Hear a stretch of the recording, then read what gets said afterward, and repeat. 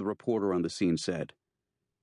Those are the prevailing sentiments right now, as clients of Cushman Investments receive the startling news that the trusted name partner, who may well go down as the worst financial demon in the history of Wall Street, will never answer for his crimes. Collins stepped across the silk rug, closer to the television. The FNN reporter was standing in the chrome, glass, and granite lobby of the Cushman office tower on 3rd Avenue. Behind him, a distraught elderly woman was shouting at a security guard, as if some poor guy with a clipboard and the building's sign-in register were hiding the keys to the vault where Cushman kept all the stolen money. As those of us on Wall Street know, the reporter continued, Abe Cushman distinguished himself as one of the most successful and sought-after investment advisors in the business, earning an annual return of 10 to 12% even in down markets. In the recent financial crisis, however, clients, like the ones now standing behind me, requested a reported $7 billion in redemptions. This marked the end for Cushman, who apparently never bought or sold anything. Sources have told FNN that Cushman met with his family and lawyer last night and admitted that the business was all a lie, a giant Ponzi scheme in which investors were paid not with earnings from investments, but with money collected from other clients. His sons were reportedly prepared to turn him over to the authorities this morning.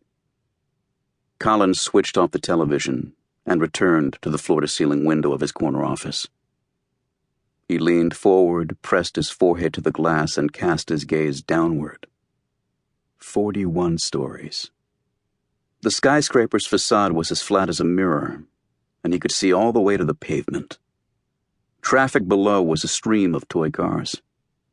The hurricane-proof windows were sealed shut, and there was no way to open them.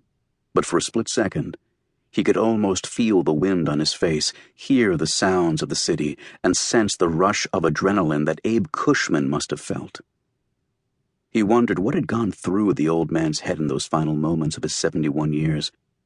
As he stood on the balcony outside his bedroom, climbed over the railing, and jumped from the 55th floor. Collins closed his eyes tightly, then opened them. It was hard to get his mind around this, but he had to focus. Since his father's death, he'd heard Cushman say over and again that he was like a son to him. The real Cushman sons oversaw the firm's proprietary trading and market-making operations, the legitimate front. Cushman ran a separate investment advisory business that managed money for investors. He shied away from individuals, no matter how rich. They asked too many questions. Cushman's bread and butter were his approved feeder funds that only pretended to perform the due diligence a reasonable investor would perform. Jerry Collins at GC Investments was one of Cushman's gatekeepers, spigots of private wealth, who questioned nothing and profited handsomely from Cushman's fraud. Collins' big hits were the famous winter playgrounds for billionaires, Ocean Reef Yacht Club in Key Largo, Fisher Island on Miami Beach, the Palm Beach Country Club, and the like. Collins was the master of the Cushman pitch, the golden boy who made investors feel privileged to hand over their life savings or mega inheritance to Cushman.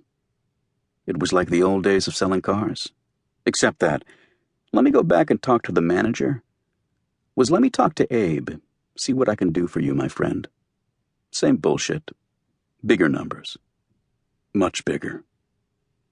His BlackBerry vibrated in his pocket. It was nonstop, clients in a panic, demanding to know where their money was. Collins was in no position to talk.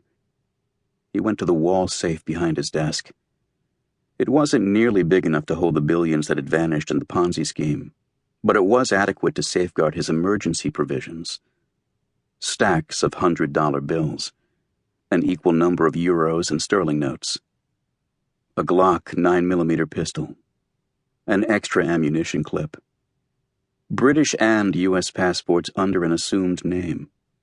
He stuffed everything into a leather travel bag and hurried out of the office, no time to turn out the lights or even lock the doors. He stopped himself, however, just before pressing the call button for the elevator.